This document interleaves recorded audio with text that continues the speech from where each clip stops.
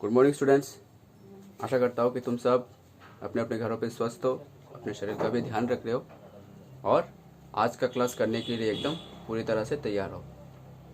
आज first year का जो हमारा चैप्टर चल रहा है मैकेनिकल प्रॉपर्टीज ऑफ लिक्विड, इसका हमने एक टॉपिक शुरू किया था सरफेस टेंशन, और मैंने कहा था कि आज एक हम प्रूफ करेंगे कि surface tension is equal to surface energy. आज इसी टॉपिक से हम कंटिन्यू करेंगे, तो चलो शुरू करते हैं।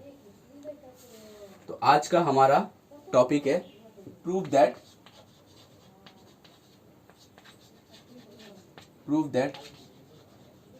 Surface tension is equals to surface energy. Prove that surface tension equals to surface energy, ये हम आज प्रूफ करेंगे। ठीक है, तो इसके लिए हमको एक डायग्राम ड्रॉ करना पड़ेगा। चलो हम एक डायग्राम ड्रॉ करते हैं।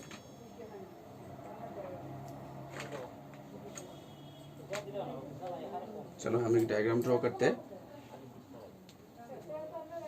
मान लो एक वायर से हमने ऐसा एक रेक्टेंगुलर फ्रेम बनाया। ठीक है, ऐसा एक रेक्टेंगुलर फ्रेम बनाया, ऐसा एक रेक्टेंगुलर फ्रेम बनाया जिसका ये जो साइड है ए बी, ये मूव कर सकता है, अप एंड डाउन ऐसे मूव कर सकता है, सी डी। और इसी रेक्टेंगुलर फ्रेम को हमने साबुन के जो सोल्यूशन है, सोप सोल्यूशन है, इस सोप सोल्यूशन पे हमने डुबा दिया। तो इसमें साबुन का ऐसा फिल्म आएगा, ऐसा लेयर गिरेगा साबुन पर। ठीक है, साबुन का ऐसा लेयर गिरेगा। ठीक है, साबुन का ऐसा लेयर गिरेगा। अभी मान लो इस ए बी साइड को ऐसे खींच के हमने A dash B dash side पे हमने लेके आए, डी एक्स डिस्टेंस हमने मूव किया। मान लो इस ए बी साइड को ऐसे हमने ऐसे नीचे खींचा, खींच के ए डैश बी डैश साइड में लाए। कितना डिस्टेंस हमने ट्रेवल किया, कितना डिस्टेंस हम लाए, D X distance, small distance हम। लेकिन due to the surface tension, मैंने क्या कहा था कि सरफेस टेंशन का टेंडेंसी ही रहता है अपना एरिया छोटा करने के लिए। ये तो नहीं चाहेगा अपना एरिया बड़ा हो। ऐसा खींच दिया मतलब रेक्टेंगुलर का एरिया क्या होगा, बड़ा हो गया। लेकिन सरफेस टेंशन का टेंडेंसी ही रहता है उसका एरिया छोटा हो। तो ये जो फिल्म है, due to the surface tension, ये फिल्म इस ए बी साइड को ऊपर की तरफ खींचेगा।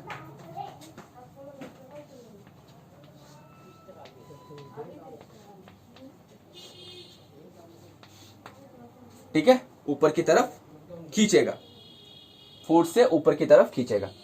तो फोर्स इस तरफ, डीएक्स इस तरफ, तो फोर्स और डीएक्स को मिलकर हम एक एनर्जी क्रिएट होता है। Force into displacement mean work done, और work done is nothing but energy. तो इसी से हम प्रूव करेंगे surface tension equals to surface energy. तो ए बी साइड को हमने A dash B dash side तक खींचा, मतलब इसका एरिया बड़ा हो गया। लेकिन सरफेस टेंशन का टेंडेंसी रहेगा कि ऊपर की तरफ खींचे, मतलब उसका एरिया छोटा हो, बड़ा नहीं हो, एरिया छोटा हो। ये सरफेस टेंशन का प्रॉपर्टी है, मैंने कहा था। इसी के वजह से रेन ड्रॉप का शेप क्या होता है, स्फेरिकल होता है। तो ए बी साइड जो है वो ए डैश बी डैश साइड में नहीं रहेगा, वो धीरे धीरे करके ऊपर की तरफ आएगा। मैंने कहा था कि ए बी साइड तो मूवेबल है, ऐसे मूव कर सकता है, तो ए बी साइड ऊपर की तरफ आएगा। ठीक है, तो अभी फोर्स कितना रहेगा, हमने देखा था सरफेस टेंशन का फॉर्मूला था फोर्स पर यूनिट लेंथ। हमने देखा था surface tension T is equals to force per unit length. तो अभी फोर्स क्या हो जाएगा, F इज इक्वल्स टू हो जाएगा T इंटू, ये हो गया सिंगल साइड का फोर्स, एक साइड का फोर्स। लेकिन फ्रेम का तो दोनों साइड रहता है, ये साइड और ये साइड रहता है।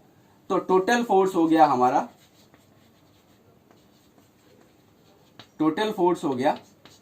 F of T equals to हो गया ट्वाइस TL। समझ में आया, TL एक साइड का तो दोनों साइड के लिए ट्वाइस TL। ठीक है, अभी डिस्टेंस कितना हमने मूव किया dx, तो work work done equals to force into displacement dx। अब ये फोर्स का वैल्यू कितना, ट्वाइस TL इंटू dx। ठीक है, अभी L इंटू dx अगर मल्टीप्लाई करे, लेंथ इंटू अगर ये डिस्टेंस अगर मल्टीप्लाई करे तो उसका एरिया आ जाता है। किसका एरिया, ये जो रेक्टेंगुलर फ्रेम एबीसीडी है, रेक्टेंगुलर फ्रेम एबीसीडी का एरिया आ जाता है, यानी हो गया हमारा ट्वाइस TA। और यार A is equals to length into dx is equals to area of the low, area of the frame. Okay, area of the frame. ये हो गया हमारा वर्क डन DW। ओके, ये हो गया हमारा वर्क डन DW। अभी work done per unit area. Now work done per unit area, work done per unit area, work done per unit area DW/A। तो DW का हम बिठा देते twice TA divided by A cancel चला गया।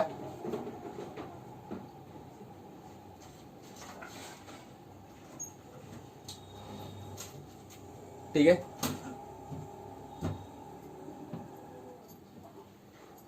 Actually area जो है वो ट्वाइस L dx है।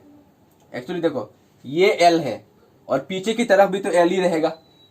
ये तो सिंगल साइड का मैंने ले लिया, L dx यानी सिंगल साइड का एरिया ले लिया। अगर उस तरफ का फिल्म अगर कंसीडर करें तो ये हो जाएगा ट्वाइस L dx, यानी यहाँ पे हो जाएगा DW इक्वल्स टू हो जाएगा हमारा T into A। So twice L dx हो गया हमारा एरिया ऑफ द फ्रेम, माने पूरा फ्रेम का एरिया। इस फिल्म इस साइड के सोप सॉल्यूशन फिल्म के लिए, इस साइड का सोप सॉल्यूशन के फिल्म के लिए।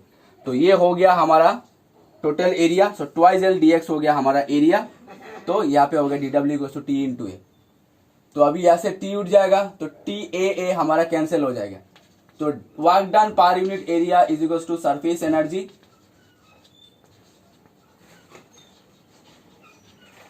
और T मीन्स सरफेस टेंशन।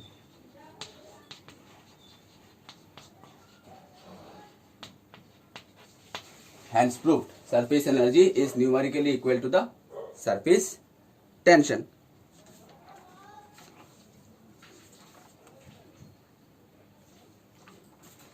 ठीक है, ये ट्वाइस L dx ही है हमारा इंक्रीज इन एरिया।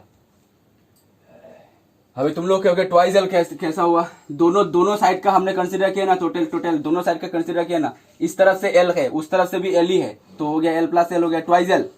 यानी इस तरफ से L, पहले साइड का हमने पहले ये जो फिल्म है इसके लिए हमने TL कंसीडर किया था, दूसरे साइड के लिए भी TL है, तो TL प्लस TL हो गया ट्वाइस TL, यानी ट्वाइस L इंटू DX हो गया total area of the film. ठीक है, अब एरिया का वैल्यू बैठा दिया, area work done per unit area हो गया हमारा surface energy, surface tension proof हो गया। ठीक है, अच्छा आज हम एक नया टॉपिक हम करेंगे, एंगल ऑफ कॉन्टैक्ट। धीरे धीरे हम इस चैप्टर के एंड की तरफ हम जा रहे हैं। तो अभी हेडिंग डालो एंगल ऑफ कॉन्टैक्ट।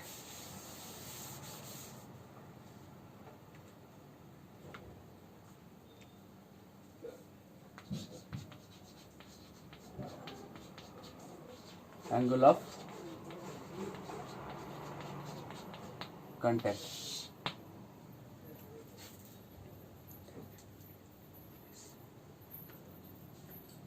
अगर बेसिक डेफिनेशन अगर हम देखें एंगल ऑफ कॉन्टैक्ट का, तो एंगल ऑफ कॉन्टैक्ट का बेसिक डेफिनेशन ये है, angle between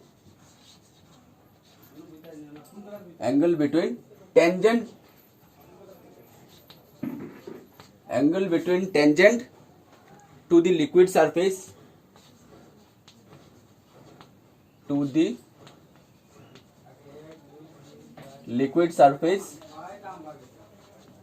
and solid surface।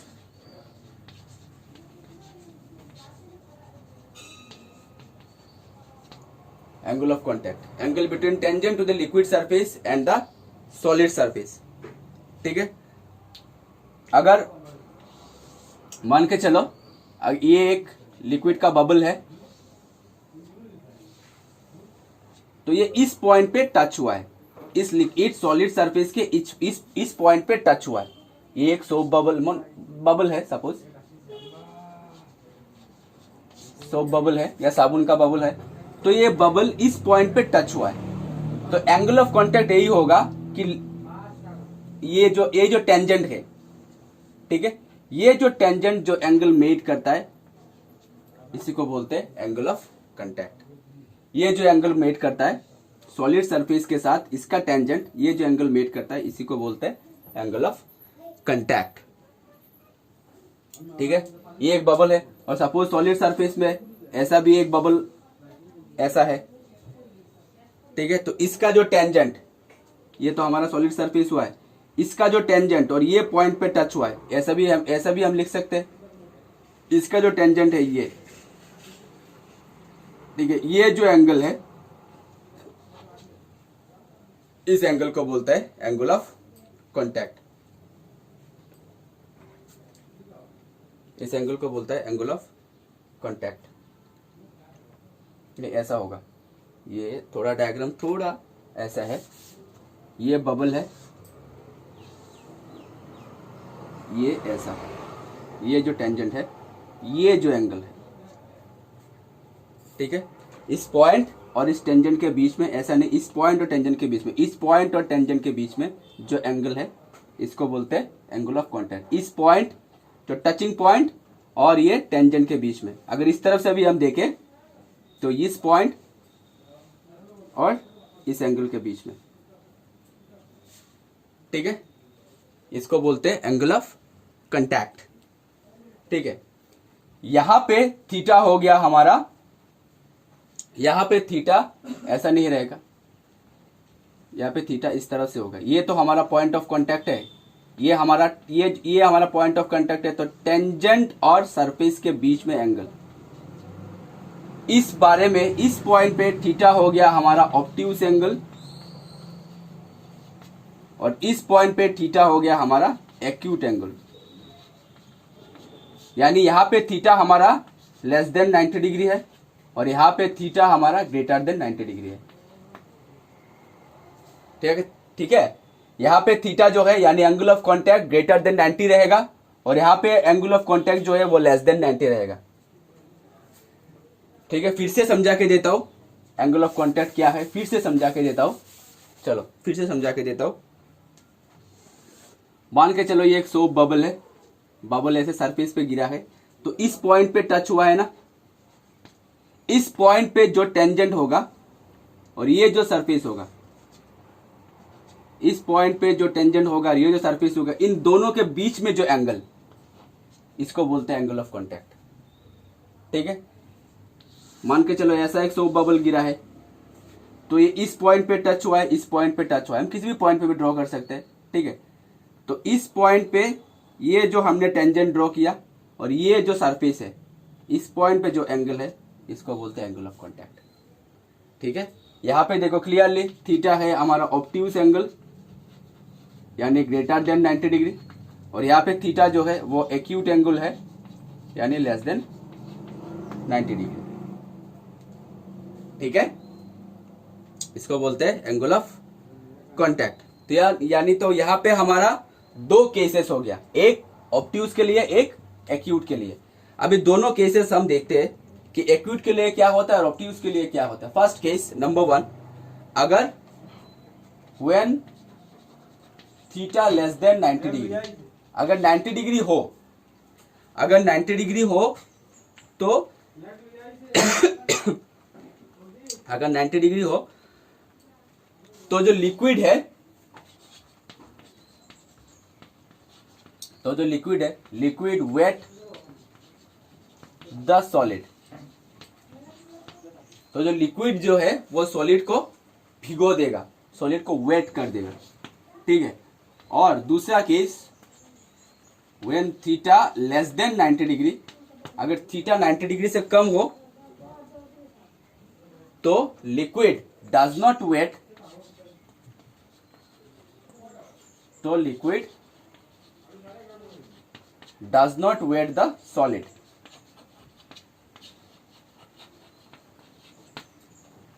ठीक है, किसी भी सॉलिड पे अगर रखे, अगर ग्रेटर देन 90 हुआ तो ये सॉलिड को भिगो देगा, और अगर लेस देन 90 डिग्री हुआ, और अगर ये लेस देन 90 डिग्री हुआ तो ये सॉलिड को भिगो नहीं सकेगा। ठीक है,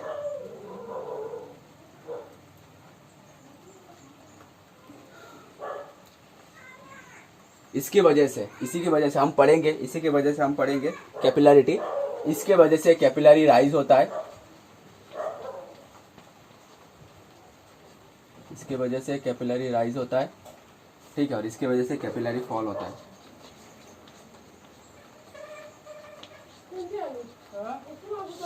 ठीक है, इसके वजह से कैपिलरी राइज होता है और इसके वजह से कैपिलरी फॉल होता है। कैपिलरी राइज क्या है हम पढ़ेंगे, कैपिलरिटी हम पढ़ेंगे धीरे धीरे। तुम लोगों ने जो क्या बोलते हैं थर्मोमीटर जो देखा है, ठीक है, थर्मोमीटर में जो पारा रहता है ना, मरकरी, ठीक है, पारा जब ऊपर जब उठता है, ठीक है, पारा जब ऊपर उठता है तब इसका शेप ऐसा रहता है। ठीक है, अब जब नीचे जब गिरता है पारा तो इसका शेप ऐसा रहता है, ऐसे होके गिरता है। इसको बोलते हैं शेप ऑफ मेनिस्कस। ये जो शेप्स है इसको बोलते हैं शेप्स ऑफ मेनिस्कस। हम पढ़ेंगे शेप्स ऑफ मेनिस्कस, हम पढ़ेंगे, अभी पढ़ेंगे। हेडिंग डालो शेप ऑफ मेनिस्कस।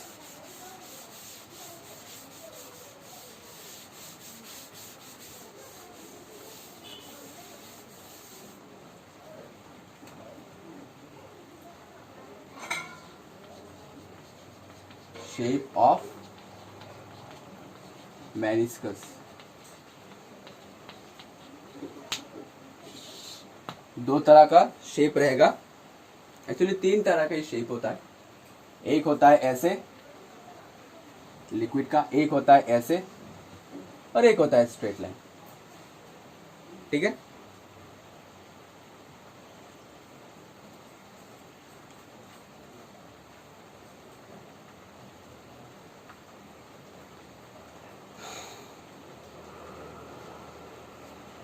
इसको बोलते हैं कनकेव मेनिस्कस, इसको बोलते हैं कनकेव मेनिस्कस।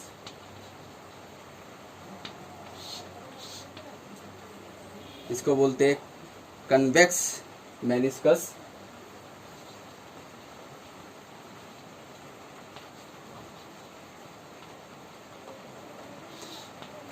ठीक है,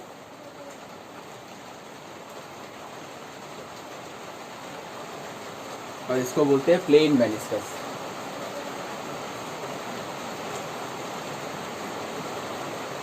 इसको बोलते हैं प्लेन मेनिस्कस। ये कॉनकेव मेनिस्कस अपवर्ड, ये कन्वेक्स मेनिस्कस अपवर्ड। ठीक है, और प्लेन का कुछ अपवर्ड या डाउनवर्ड नहीं है। इसके वजह से कनकेव शेप अगर रहा तो कैपिलरी राइज होता है, कनकेव शेप अगर रहा तो कैपिलरी राइज होता है।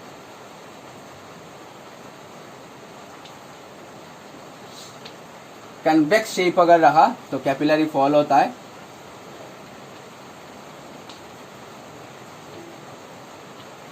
ठीक है, और प्लेन मेनिस्कस में कुछ भी नहीं रहता, एकदम स्टेडी रहता है। ठीक है, अगर किसी भी अगर लिक्विड का पारा मरकरी अगर रहा, अगर वाटर रखोगे तो वाटर का शेप रहेगा ऐसे। इसीलिए तुम टेस्ट ट्यूब, इसीलिए केमिस्ट्री लैब में जो टेस्ट ट्यूब में अगर तुम पानी अगर डालो तो तुम शेप देखना ऐसे रहता है, शेप अगर ऐसे रहता है। ठीक है, शेप ऐसे रहता है, इसी को बोलते हैं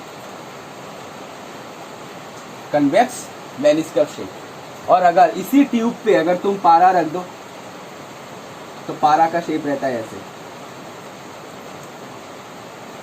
ठीक है, पारा का शेप रहता है ऐसे, तो इसको बोलते हैं कन्वेक्स, इसको बोलता है कनकेव मेनिस्कस। ठीक है, और प्लेन अगर वाटर, प्लेन का सरफेस ऐसा बहुत ही कम रहता है।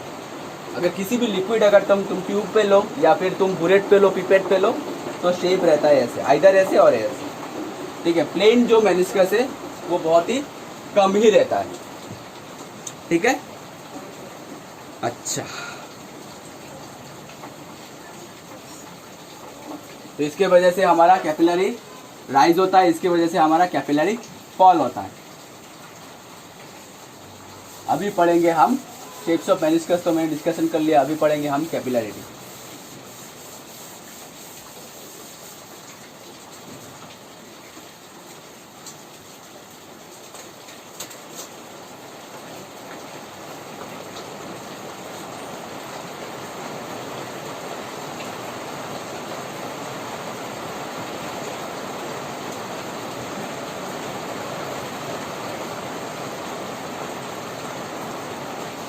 Capillarity, CAPPI, capillarity. कैपिलरिटी एक ऐसा फेनोमेनन है, it is the phenomenon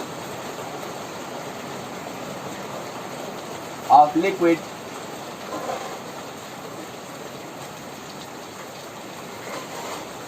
rises up due to an surface tension।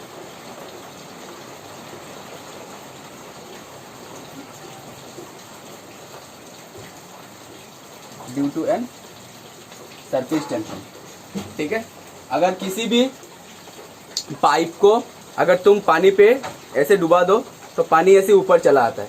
ठीक है, पानी ऊपर चला आता है इस शेप से, ऐसे शेप से पानी ऊपर चला आता है। ठीक है, यही जो प्रॉपर्टी है लिक्विड का, इसको बोलते हैं कैपिलरिटी।